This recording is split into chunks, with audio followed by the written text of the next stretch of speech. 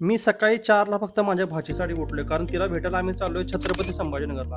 शाडोला bye केलं आणि घरातून बाहेर पडलो. जाताना पाऊस चालू झाला आणि मज्जा म्हणजे आमच्या गाडीखालनं कासव येत होता. भाऊजीने त्या कासवाला घेतला आणि कासव साईडला नेऊन शेतात सोडला. डंबोला भेटायला जायचं म्हणून घरातले सगळेच आनंदात होते.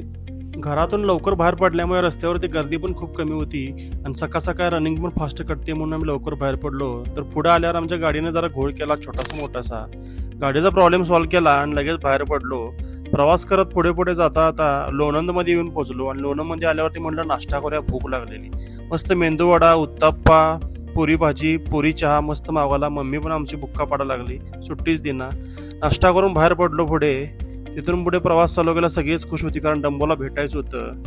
पुढे आल्यानंतर गाडीत पहिला CNG टाकून घेतला, गाडी फुल केली. नंतर आलो मोरगावच्या मोरेश्वरला. जाताना आम्हाला रोडलाच मोरेश्वरचं मंदिर लागलं. म्हटलं पप्पांचे आशीर्वाद पण घेऊन जाऊया. पप्पांचे दर्शन खूप छान झाले, गर्दी पण होती. गणपती बाप्पा मोरया म्हटलं आणि तिथून आम्ही निघलो. पुढचा प्रवास चालू केला. रस्त्याच्या मस्त छानपैकी घाट वगैरे लागला. घाटाचा आनंद घेत पुढे पोहोचलो. प्रवासात दुपार कधी झाले समजलंच नाही. गाडी साईडला थांबवली आणि म्हटलं जेवण पण घेऊया. मस्त घरात त्यांनी जेवण करून आणलं होतं घरचं. वांग वगैरे केलं होतं, डाळ कांदा केला होता आणि माझं फेवरेट गुलाबजामुन देखील आणलं होतं दीदीने करून.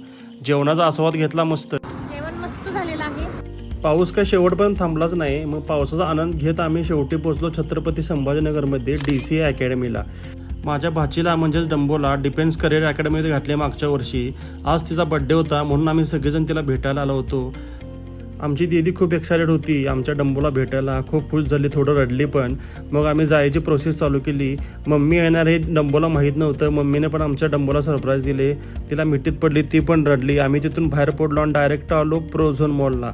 छत्रपती संभाजीनगरमधला एक खूप मोठा मॉल आणि मी असा मोठा मॉल भावांनो पहिल्यांदा बघितला आहे. मॉलमध्ये आमच्या डंबोची शॉपिंग केली, तिला कपडे घ्यायचे होते. आईस्क्रीम वगैरे वेगवेगळे प्रकारचे होते, ते पण आम्ही खाल्ले. आईस्क्रीम खाऊन बाहेर पडलो. नंतर डायरेक्ट म्हणलं जेवायला जाऊया.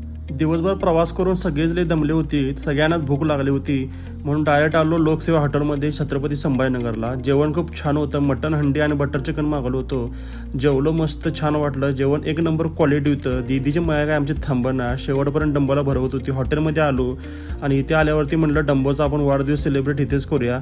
वाढदिवस केला भावांनो मस्त. भावांनो, व्हिडिओ आवडला असेल तर लाईक आणि शेअर नक्की करा आणि भेटूया आता पुढच्या व्हिडिओमध्ये.